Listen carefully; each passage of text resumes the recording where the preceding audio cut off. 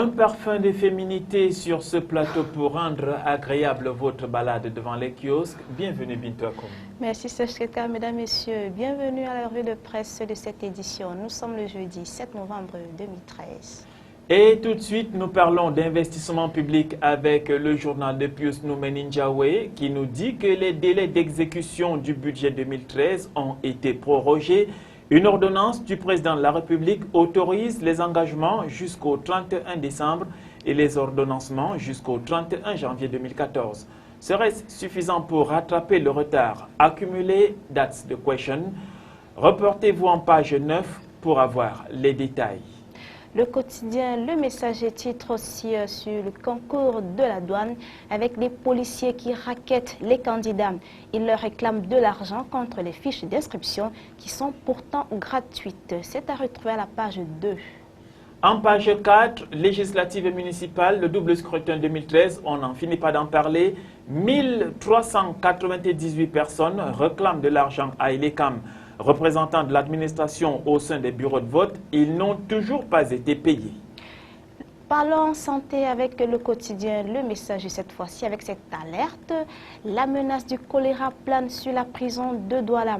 Les nombreuses coupures d'eau font craindre le pire.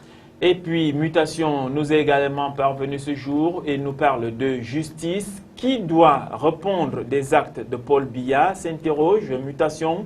Chargé de connaître les actions accomplies par le chef de l'État dans l'exercice de ses fonctions, la Haute Cour de justice n'est toujours pas mise en place. Le décryptage du politologue Alain Didier Olinga s'est à retrouver en page 3. Blanchiment d'argent, c'est l'autre titre à la une du quotidien Mutation. Marafa Hamidoun Yaya nie tout en bloc hier. Il s'est rendu pour la dernière fois à la police judiciaire dans le cadre de cette nouvelle affaire. On les voit derrière les artistes musiciens pendant les clips et on a envie de savoir que vaut véritablement le métier de danseur au Cameroun. S'interroge Mutation, c'est à retrouver dans son supplément Culture. Mutation parle aussi de santé avec le VIH-Sida. Avec cette leçon de Doust Blazy à Mama Fouda, le ministre de la Santé publique, le conseil spécial du secrétaire général de l'ONU recommande une meilleure gestion des stocks des ARV. En littérature, le Cameroun honoré en hexagone avec Léonora Miano qui remporte le prix Femina 2013. L'auteur de La saison de l'ombre a remporté avec son 7e roman haut la main cette épreuve et le portrait est présenté en page 9. Tout à fait, Sechkeka. Et à présent, ouvrons la page internationale de cette édition avec Aujourd'hui en France, en première ligne. À la une, l'énigme de la baie des 4 morts. Au Cap d'Antibes, un plongeur a découvert des ossements appartenant à 2 hommes et 2 femmes. Pour l'instant, l'ADN a seulement permis d'établir l'identité de l'un d'entre eux, un garçon de 17 ans disparu il y a 20 ans en région parisienne.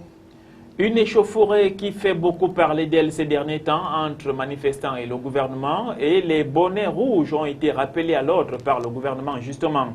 Hier, le gouvernement a durci le ton face aux bonnets rouges bretons en rejetant leur ultimatum et en soulignant que les auteurs de violences seront poursuivis et jugés. C'est à retrouver en pages 4 et 5 de Aujourd'hui en France. Et la tribune aujourd'hui parle de Renault, numéro 1 mondial de l'automobile. L'interrogation donc qui se pose à la une avec Carlos Ghosn, le double patron de Renault et Nissan, a poursuivi la politique de partenariat entamée par son prédécesseur et ça paye d'ailleurs entre Nissan le russe, Otto Avdovas, Daimler Mercedes et son tout récent rapprochement avec Mitsubishi.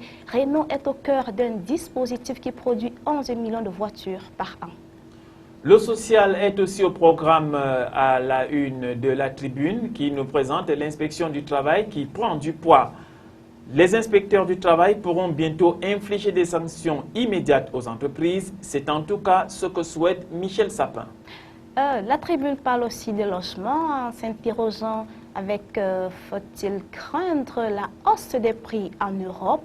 En Angleterre et en Allemagne, les prix de l'immobilier progressent à une vitesse soutenue, mais les risques d'emballement ne sont pas les mêmes. Et si on parlait d'objets connectés, des Google Glass bientôt au bureau? C'est une interrogation.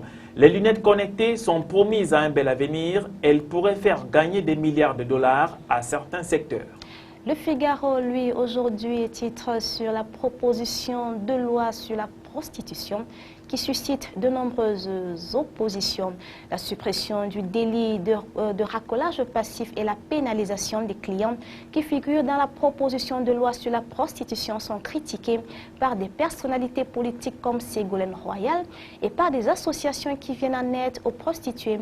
Et le texte devrait être examiné par l'Assemblée le 27 novembre 2013. Revenons sur le territoire national pour parler d'Al-Qaïda au Maghreb qui revendique les meurtres des journalistes au Mali.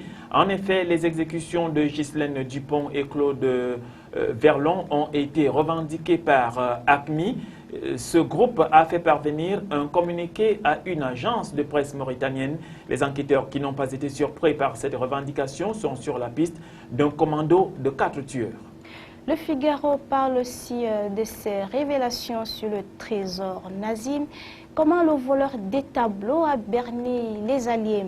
Cette villageoise, en fait, d'après l'image qui est à la une, aux chevreaux de Gustave Courbet figurait dans la collection de Hildebrand Gulgo qui, en 1950, avait réussi à convaincre les Alliés chargés d'identifier les œuvres spoliées par les nazis de lui restituer 150 tableaux, dessins et objets précieux dont ils revendiquaient la propriété.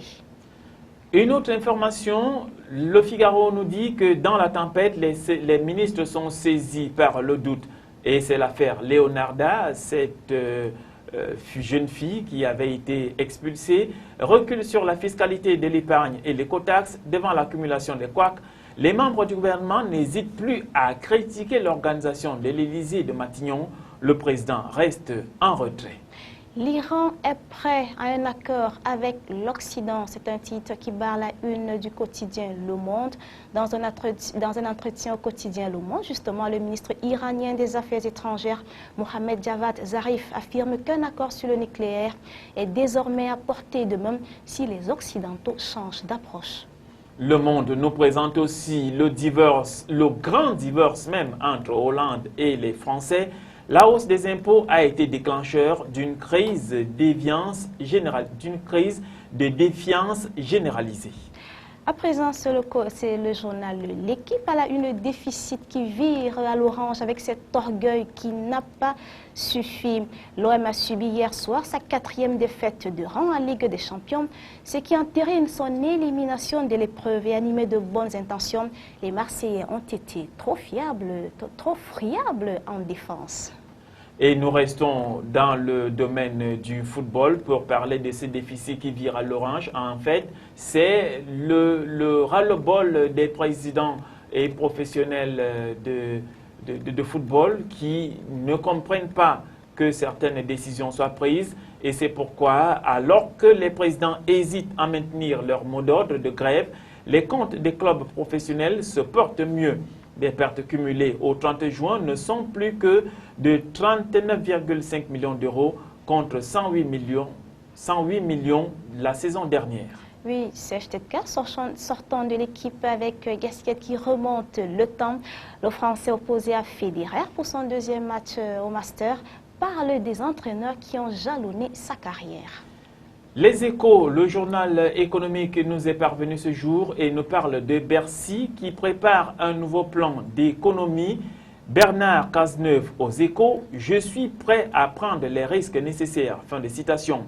3 milliards de crédits vont être annulés cette année afin d'empêcher tout dérapage des dépenses. Toujours du quotidien économique, les Échos avec la chute de Fagor Brand qui met en péril 1800 emplois et électroménagers. Le fabricant français de machines à laver et de sèche-linge a annoncé hier à l'issue d'un comité central d'entreprise extraordinaire qu'il allait déposer une demande de cessation de paiement auprès du tribunal de commerce de Nanterre et un coup dur pour les 1800 salariés de la société qui compte 4 usines en France. Cette décision de la filiale française du groupe Fagor était attendue depuis que la maison mère, la coopérative basque Moudrogan, avait renoncé il y a une semaine à sauver ce groupe de 5700 personnes. Et voilà, c'est la fin de la revue de presse de ce jeudi 7 novembre 2013. Merci de nous avoir suivis. Au revoir, CHTK. Au revoir Bintou, merci d'avoir été là. Quant à vous, chers téléspectateurs, allez-y devant les kiosques. Ne vous limitez pas au titre, achetez les journaux.